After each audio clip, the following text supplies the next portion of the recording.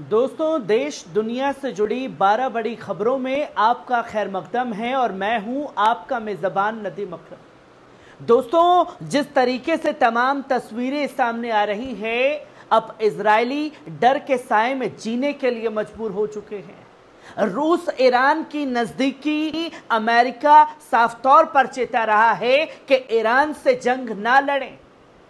इन तमाम बड़ी खबरों को इस रिपोर्ट में आपके सामने रखूंगा, पर सबसे पहले अपील कि पल पल न्यूज को सब्सक्राइब कीजिए, बेल आइकॉन दबाइए, वीडियो को ज्यादा से ज्यादा शेयर कीजिए, लाइक कीजिए, कमेंट कीजिए और सच्ची पत्रकारिता को बचाने के लिए चैनल को ज्वाइन कीजिए।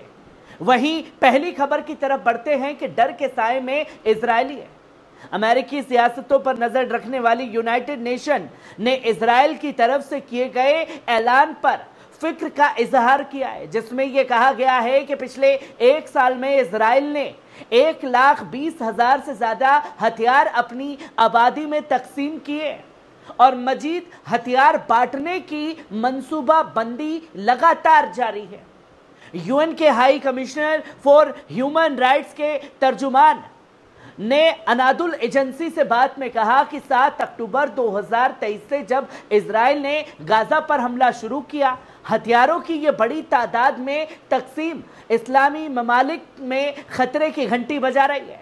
लॉरेंस ने कहा कि इस कदम से इलाके में तशद्दुद के बढ़ने की खदश और भी ज्यादा हो गई है, खासकर जब इजराइल के दाहिने विंग के कौमी सलामती वजीर इतमार बिन गिवर के बयानात सामने आए, जिन्होंने इस हथियार को वितरण करने का ऐलान किया। अब सोचिए, जो किसी से नहीं डरते थे वो अब हथियार लेकर के चलने लगे। तो वहीं दूसरी खबर देख सकते हैं कि नेतन्याहू ने अपनी जीत का दावा किया है। अस्करी मैदान में इजराइल की फौजें लेबनान में गैर एलानी तौर पर दखल दे रही हैं। लेबनान की हिजबुल्लाह तहरीक, जो इजराइल की सबसे बड़ी इलाकाई दुश्मनों में से एक है, इस तसादुम का अहम हिस्सा है। इजराइल के अक्सर अपने इलाकाई दुश्मन पर दबाव डालने के लिए हमले किए हैं, लेकिन जीत का मतलब अस्करी कुव्वत से ही नहीं बल्कि तवील अरसा में मकासद हासिल करना भी है। हिजबुल्लाह अभी भी एक ताकतवर मुजाहमत की तहरीक है और इजराइल के लिए इसे पूरी तरह से मात देना मुश्किल है। नेतन्याहू ने शॉर्ट टर्म सियासी और अस्करी मकासद जरूर हासिल किए होंगे, लेकिन जीत का दावा करना जल्दबाजी है नेतन्याहू के लिए। असल सवाल यह है कि इस सूरत हाल में तवील अरसा में क्या हासिल होगा। हिजबुल्लाह और दूसरे मुजाहमत ग्रुप्स का मजबूत होना और इलाकाई दहशतगर्दी की बढ़ती धमकी इजराइल के तवील मुद्दत में चुनौतियों पैदा कर रही हैं, जिसकी तमाम जानकारी लगातार सामने आ रही है। तो वहीं आप तीसरी खबर देख सकते हैं, कमला हैरिस का बड़ा बयान सामने आया है दोस्तों। जी हां, अमेरिका की नायाब सदर कमला हैरिस ने कहा है कि हमें गजा और लेबनान में जारी जंग को खत्म करना होगा।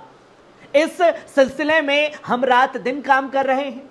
उन्होंने इस बात पर जोर दिया है कि तशद्दुद को रोकने और इलाकाई सलामती को बहाल करने के लिए अमेरिका पूरी कोशिश कर रहा है। अब ये कैसी कोशिश हो रही है दोस्तों? एक तरफ कमला हैरिस कह रही हैं कि हम गजा और लेबनान में जंग रोकना चाहते हैं, दूसरी तरफ यही कमला हैरिस और बाइडेन की सरकार है जो लगातार हथियार देने का काम कर रही है और हथियार दिए जा रहे हैं और इन्हीं के हथियारों के दम पर गाजा के अंदर जो है, लेबनान के अंदर जो है, बमबारी करने का काम आसमानी हमले में लगातार कर रहा है इजराइल, जो कि दोहरा चेहरा कमला हैरिस का लोगों के सामने एक्सपोज हो चुका है। वहीं आप चौथी खबर देख सकते हैं कि हिजबुल्लाह ने बड़ा दावा किया है। हिजबुल्लाह ने कहा है कि सुबह 8:30 बजे एक हवाई हमला किया, जिसमें स्ट्राइक ड्रोन स्क्वाड्रन का इस्तेमाल करते हुए हाइफा के Kiryat Eliezer air defence command base को निशाना बनाया है। पूरे के पूरे बेस को तबाह करने का ऐलान जो है वो किया गया है। वहीं आप पांचवी खबर देख सकते हैं दोस्तों, कानी पर बेबुनियाद आरोप लगाए गए। ईरान की तस्नीम न्यूज एजेंसी ने मज़ाहिया अंदाज में मिडल ईस्ट आई को ट्रोल करना शुरू कर दिया है। उन्होंने बेबुनियाद इल्जाम को खारिज करते हुए लिखा है, जिसमें यह कहा जा रहा था कि भैया कानी जो हैं वो इजराइल के ही जासूस हैं, ईरान ने गिरफ्तार कर लिया है। जहां यह बताया गया कि वो झूठ बोल रहे हैं। यह बयान ईरानी मज़ाहिया अंदाज की मिसाल है जो इस मुश्किल दौर में भी कायम है। इस किस्म का ह्यूमर न सिर्फ हालात की संगीनियों को हल्का बनाने की कोशिश करता है, बल्कि सियासी मसाइल पर भी तंज करता है, क्योंकि इजराइल किस तरीके से अपनी गंदी चीजों को पेश कर रहा है। वहीं आप छठी खबर देख सकते हैं, हार पर मायूसी। हंगरी के वजीर आजम क्विटर ओबर्न ने कहा है कि हम जंग हार रहे हैं।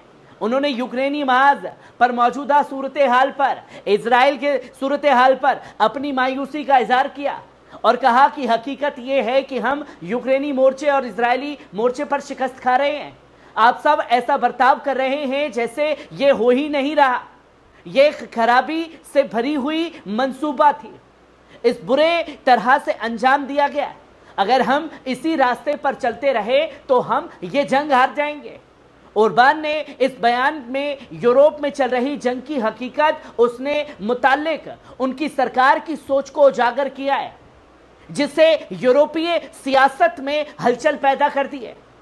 हंगरी भी इजराइल का साथ दे रहा है। वहीं सातवीं खबर आप देख सकते हैं कि यमनी अफवाज के तर्जुमान ब्रिगेडियर जनरल याहिया सारी ने यह ऐलान किया है कि यमनी अफवाज ने लाल समंदर में अमेरिकी तेल टैंकर ओलंपिक स्पिरिट के 11 बैलिस्टिक मिसाइलों और 2 ड्रोनों से निशाना बनाया है। यह हमला यमनी अफवाज की एक बड़ी अस्करी कार्रवाई का हिस्सा है दोस्तों, जो कि यह बता रहा है कि किस तरीके से यमन हर मोर्चे पर डटा हुआ है। अपने जब मर्जी चाह रहा है बैलिस्टिक मिसाइलें 2000 किलोमीटर की रेंज में तेल अवीव और हाइफा में गिरा देता है।